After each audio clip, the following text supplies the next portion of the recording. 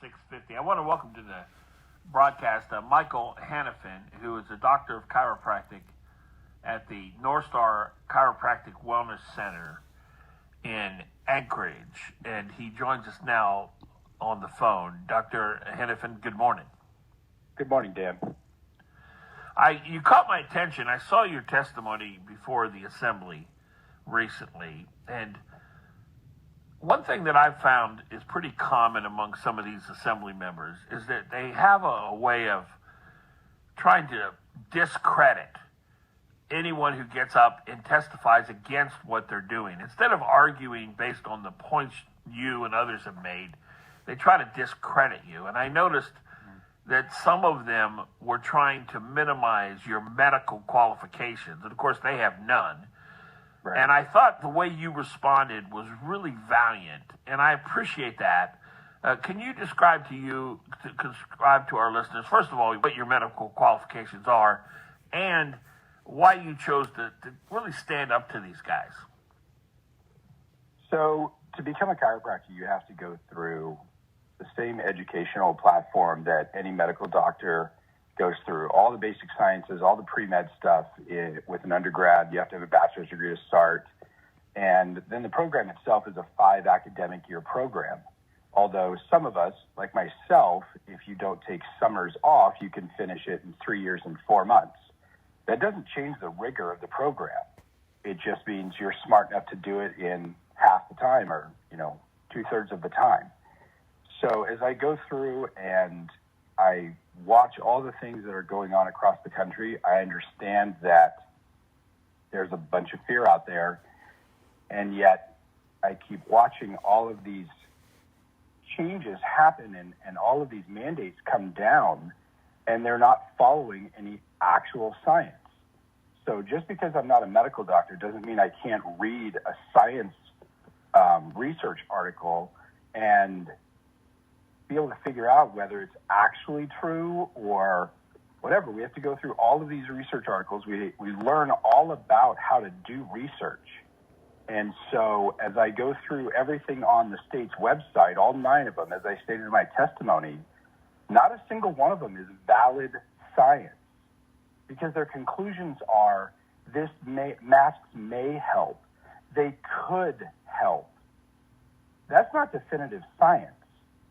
But yet they're propping these research articles up as the gospel when it comes to why they're doing our mandates, and then forgoing all of the other ramifications that come with these businesses shutting down and these schools not being open and the other things. So I'm tired of being the silent majority. Is one of the main reasons why I made this decision.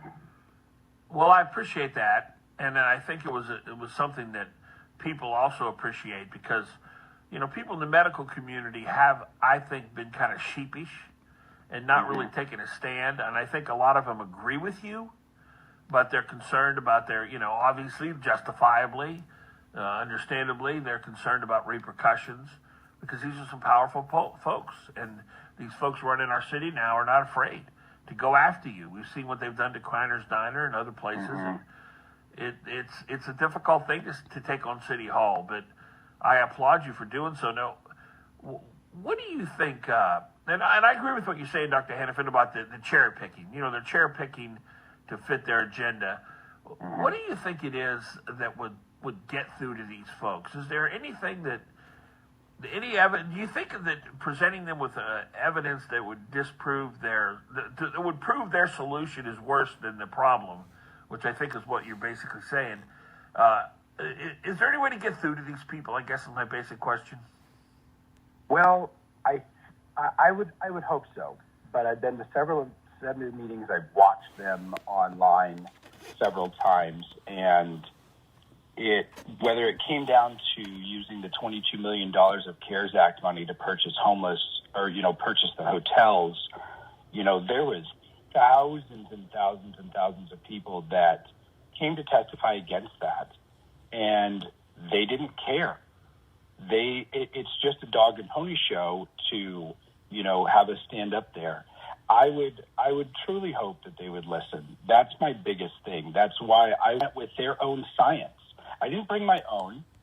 I used what they had. Yeah. These are the things that Right. they're using as a reference. So here's your stuff and here's what's wrong with it. I thought that was a better avenue than just trying to bring something new that might be on the fringe or, might be questionable scientifically. I wish we could get through to Dr. Zink. I wish we could get through to some of these other public health officials. As a general rule, public health people tend to be very, very, very fearful and untrusting of the body's innate ability to heal and adapt. Interesting. That's interesting you say that. We're talking to Michael Hanifen, who's a doctor of chiropractic at the North Star Chiropractic Wellness Center in Anchorage. I will tell you personally, I've learned more about my body and health from visiting a chiropractor than I ever have a medical doctor. Now, that's no slight against medical doctors, but I don't know. I don't know what it is about chiropractic work, but I'm a real believer in it, and it just seems like it's more common sense based. It is. Can we talk about? Can we talk? Well, sure. Can we talk about stress and the role stress plays on the body? Because clearly, what Dr. Zink is doing and what the city of Anchorage is doing is causing a lot of stress. People losing their jobs, people losing their business, kids not being able to go to school. It's been an epidemic of stress as a result of these policies. And stress kills too, doesn't it? Oh, yes. There's more evidence out there about what stress does to the body than most people realize. And you have a chemical reaction when you stress out, both good stress and bad stress. You get endorphins when you have the good stress, and then you have other, chemicals and hormones that are released when you have negative stress, including adrenaline dumps, which, there's a huge portion of the population that are going through adrenal fatigue. And those are the people that, find themselves tired at, 11 o'clock in the morning when they got up at 9. That's not normal. But when you go through adrenal fatigue, that's what you experience. And so I watch stress happen, more emotional stress in my office causing physical symptoms than actual physical problems causing physical symptoms. And I've found that very, very interesting. So I talk to my patients about stress reduction. I had one patient in particular that seemed to be having some stroke-like symptoms. She went in, neurologist evaluated her, all of these tens of thousands of dollars in tests to come up with nothing. And I told her to go to the gym and start working out. It was something she loved to do. She actually asked me, if I could help her, and because we were members of the same gym. And so I said yes. And so I met her in the morning.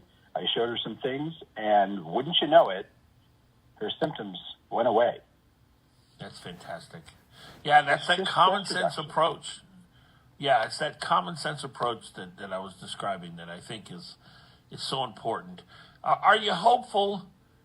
Are you hopeful for this pandemic once a vaccine comes along? Do you think that'll make a difference, or what's your thought along those lines?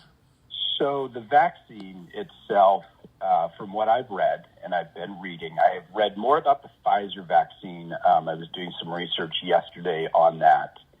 And vaccines are supposed to promote the production of antibodies for that strain, that disease, whatever it is. However, the Pfizer one doesn't, it does create an antibody reaction, but it does it in a very, very different way with these messenger RNAs.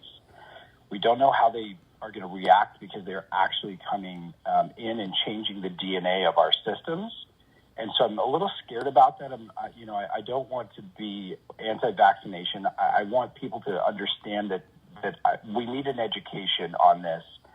And, I've watched a lot of people talk about, well, is the vaccination coming out going to be our savior?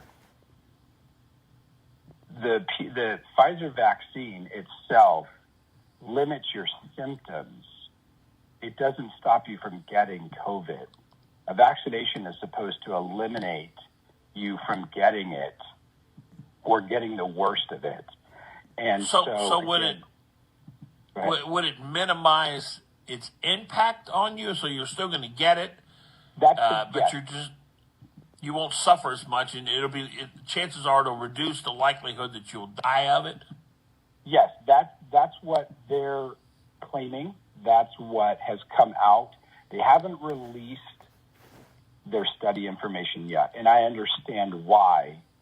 They're still really, even though they're doing this Operation Warp Speed, and I truly am, a fan of Trump and, this project, I just want more information. Yeah. They said the other day, I think that the acting mayor said something to the effect in regards to the vaccine that, that will be a catalyst for us getting back to normal. And if that's what it takes, great. Let's do it. Let's see where that lands us. I don't know very many people personally that are going to go and get the vaccine. I think there are right? a lot of them are afraid, just to be honest. Would you get it? No, I would not. Wow. Interesting. Well, if the vaccine's not the answer, then what's the answer? How do we get out of this funk we're in our country?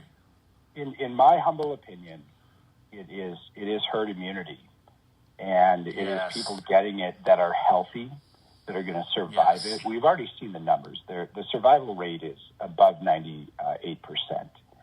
Right. So we're impacting the majority of the population for a few. We've never done this in history. Never. Right. And herd immunity is herd immunity. It works. Right. We've never quarantined the healthy. No. Yeah. I was reading the statistics on the fatalities in Alaska. Of course, there's 99 people that have died who had COVID. It may not have been of COVID, but it was, they apparently tested positive at the time. Do you know how many, there's a debate about keeping the schools closed. Do you know how many fatalities of people under 25 that we've seen in Alaska who've had COVID that died? Do you know what the number is? I don't, off the top of my head. I know it's zero. Less than 5. Okay, it's 0. It's 0. I think there's been a couple just in the United States as a whole. Yeah, right. So why are we keeping schools closed, Dr. Hanifen? What's the rationale behind that? The teachers are a bigger threat to themselves than the children are. Yeah. Every single study that I've read, and Dan, I'm telling you, I have been in the books and looking at everything on both sides. I don't want to take a political stance for the pandemic, but I've read everything that I could get my hands on. I've just inundated myself with this, and there is absolutely nothing in any research in any country that says children are a vector, meaning they're gonna be super spreaders, or they're going to get sick, severely sick.